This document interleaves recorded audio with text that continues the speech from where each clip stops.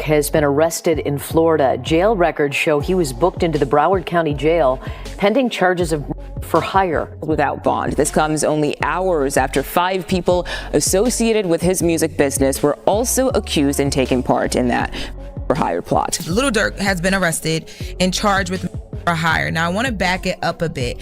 So previous to Lil Durk being arrested, there were 5 other men that were arrested late. Looks like Lil Durk might be facing some serious heat this time around.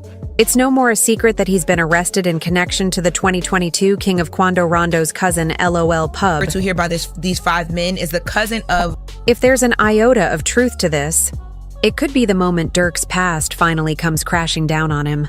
So everything really hit the fan last Thursday, when federal authorities in Chicago went full swing in Houston, rounding up a group of suspects who they believe are connected to the murder of Quando Rondo's cousin. The authorities didn't beat around the bush.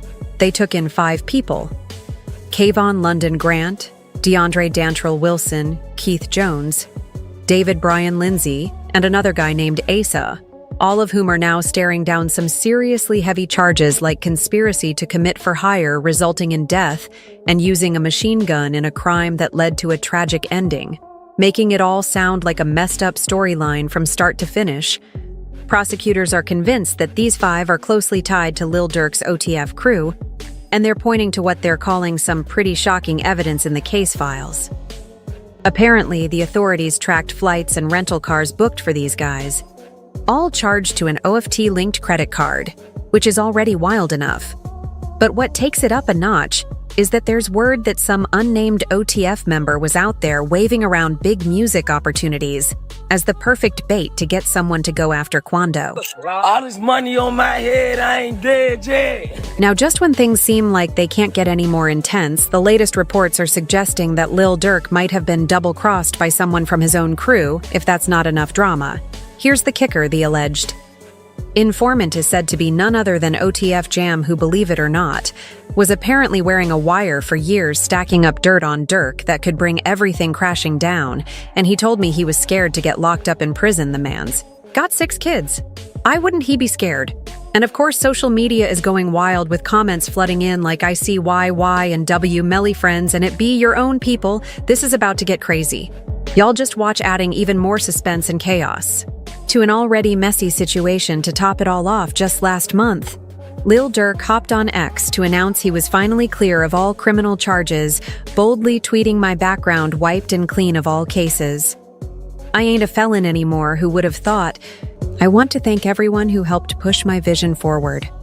Thank you from the bottom of my heart." But here we are only a month later with fresh charges coming his way. And the real kicker is it might all trace back to betrayal from someone within his own crew amidst all this chaos. An old video clip has resurfaced, adding another layer to the buzz.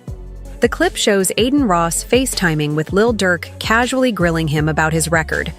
Ross shared the video on his verified X.com account, calling up Durk right after listening to his new music, where the music video shows a bunch of mug shots flashing by. Ross just couldn't help himself and asked, "Yo, Durkio Lil Durk, I'm reacting to the new song. It's really good, but I've gotta know, in the video, I see a bunch of mugshots. Is that you?" Durk just laughed it off and said, "Yeah, all of them are my mugshots from the past," which had Ross asking even more, like, "Wait, so you've been to jail?" Durk just laughed again, saying it ain't a good day. But if only Durk had known the storm that was about to come his way. Sometimes you just don't see it coming. For those keeping up Durk's story with the law goes way back. He's been no stranger to legal trouble for years now, with his journey tracing back as far as 2011. For him, these legal run-ins from 2011 through 2016 didn't just come and go. They shaped a lot of who he is today, leaving marks on both his personal life and his music that some fans might not fully realize. Even at 17, Durk was hustling just to get by, working hard, just to have enough for things like basic meals. But no matter how hard he tried, he seemed stuck at dead ends. Eventually, Durk's frustration got the better of him, and he made some life-altering choices with few options. And feeling the pressure of survival, he found himself pulled into crime to keep afloat, and fully joined one of Chicago's most well-known gangs, the Black Disciples. At the same time, he had even more on his plate with the birth of his first child, which only added to the weight on his shoulders. Back then, surviving felt like an endless uphill battle. Gosh, life is tough on the streets of Inglewood, you know? Myself, Durk, and some of the family used to live at his grandma's house. Durk's choice to join the Black Disciples marked the start of a string of events that put him on law enforcement's radar, with his first big run-in happening in October 2011.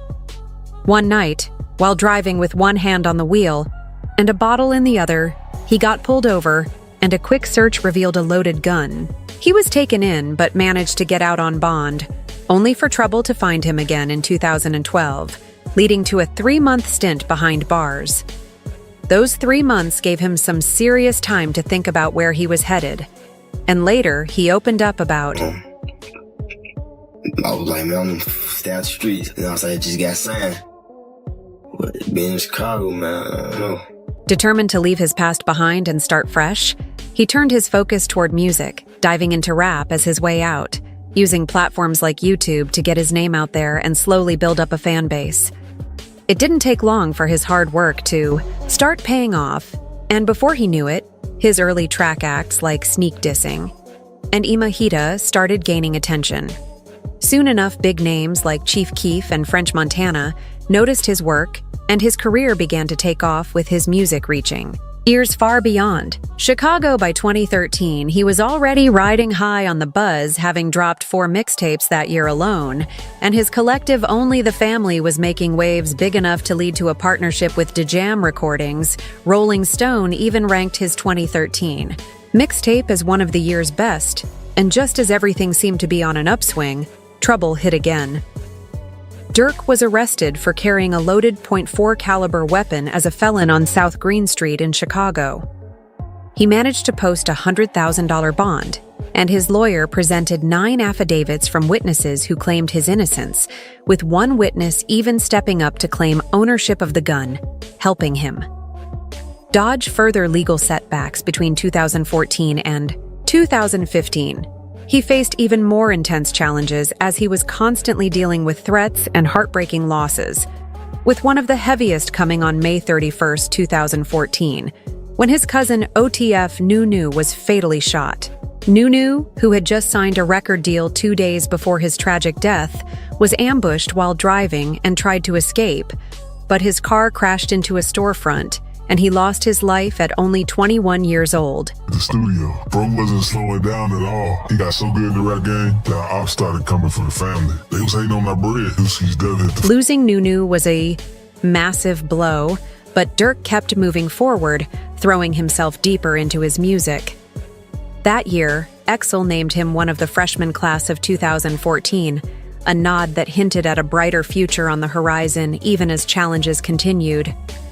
Just a year later, on March 27, 2015, tragedy struck again when his close friend and manager, OTF Chino, was offed only minutes after he and Durk had last spoken. Chino was family to him, and receiving the news of his death while in the studio was devastating. You talked to him, like, how before it actually happened? Like, 10 minutes.